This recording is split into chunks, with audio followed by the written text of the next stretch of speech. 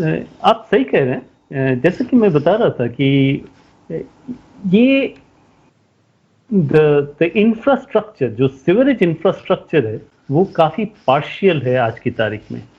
So on the one hand we have large sewage treatment plants, and on the other hand we have household toilets. So but there is this missing link between the sewerage pipelines that connect the household toilets to the sewage treatment plants. In large cases, that is the missing link. And unless this missing link is solved, it is going to be very difficult. Again, देखिए, अगर दिल्ली जैसे शहर में आधा से ज़्यादा आबादी अगर उनके सीवेज ट्रीटमेंट प्लांट तक नहीं जाती है, तो कहीं ना कहीं तो जाती होगी।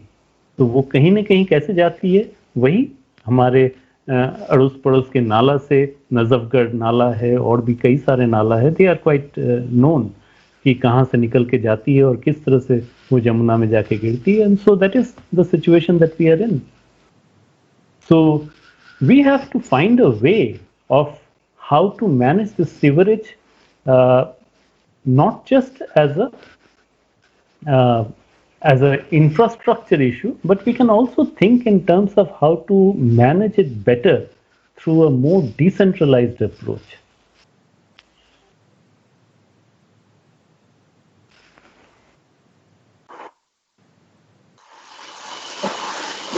जी,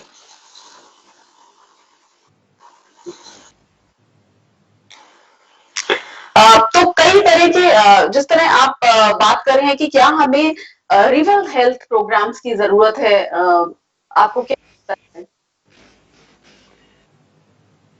See, river health programs is a very important thing. आज की तारीख में अगर हमारा लाइफलाइन देखा जाए, हमने शुरुआत किए थे उसी समय कह रहे थे कि हमारा जो सभ्यता है, हमारा civilisation is based on reverse.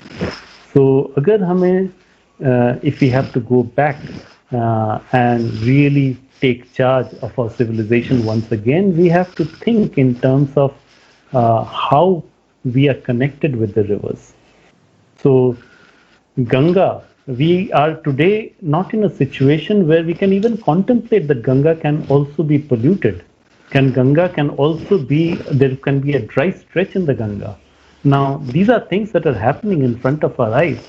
And in spite of a lot of money that is being spent, a lot of infrastructure creation that is happening. So what is required is, as I said, there are some immediate tasks that need to be done. Tasks like taking encroachments out, maybe that requires a law of river zonation. So some kind of river zonation laws were in the works, which never actually happened, like coastal zone regulations. There was some talk about river zone regulations, which is required for a short term. We have to think about some stretches at least where the river can actually breathe, where the river can actually feel free and flow freely. So that is something that we have to think about. Number two, we have to think about engaging the youth of our society, and how can the youth come in and participate in river revival. And this is where some interesting work is already happening of youth going around, crowdsourcing of data with their mobile phones. They're just taking pictures of outfalls, they're taking pictures of where water is being taken, and they're just taking pictures of what they think is an environmental issue. And these are things that are now being held together. And this crowdsourced data is providing us with real-time evidence of what is happening and what is not happening. And then that helps us understand what should be the steps taken. So it is very difficult now for an industry to actually release wastewater surreptitiously or clandestinely. So that is something that can be managed through the participation of local youth. Ji